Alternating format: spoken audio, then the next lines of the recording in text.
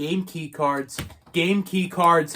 Game key cards. Game key cards. Howdy guys, welcome back to another video here on the channel, and today we are talking about the very pressing issue here in a society that we have.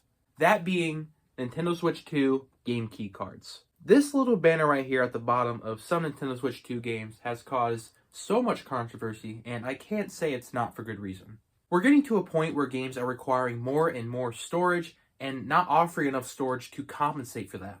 The original Nintendo Switch was infamous for this, in which some games, like I do remember back in the day, NBA 2K18 being a lot of storage. The rest you had to buy on your own, and depending on what system you have, whether it be the original Nintendo Switch or the topic of today's video, the Nintendo Switch 2, it can be a lot of money. I did buy a micro SD card for my Nintendo Switch 2, but it was an express card, which is the only SD card that the Switch 2 accepts. At least for storing Nintendo Switch 2 games on. I think original Switch games work fine, but someone might have to fact check me on that. But yeah, it was like $60, dude. It wasn't cheap. And although I will say that 256 gigabytes on the SD card has gotten by with me just fine, I fear that in the future it's not going to be like that. Take a game that dropped on the Switch 2 at launch, which is Hitman World of Assassination Trilogy.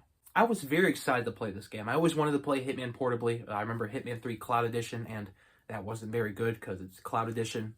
But alas, we had games on an actual cart, or so I thought, when I saw this down here, and realized that it takes up quite a lot of storage for Nintendo Switch standards.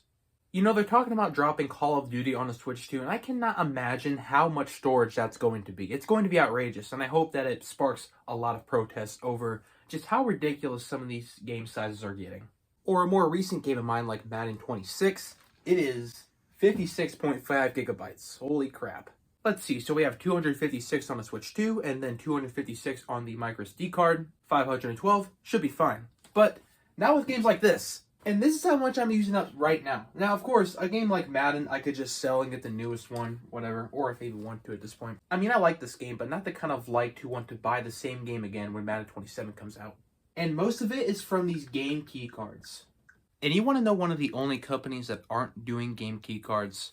Nintendo themselves, and weirdly enough, CD Projekt Red. I may not be that big into Cyberpunk, but I do support this decision. Even though a company like Sega right now is doing them, I do know that for the new Sonic Racing game, it's going to be physical and not game key card, which is a massive win. Anyways, that is the biggest issue going on in the world right now. Thank you guys for watching. Like, comment, and subscribe, and I'll see you guys next time. Bye.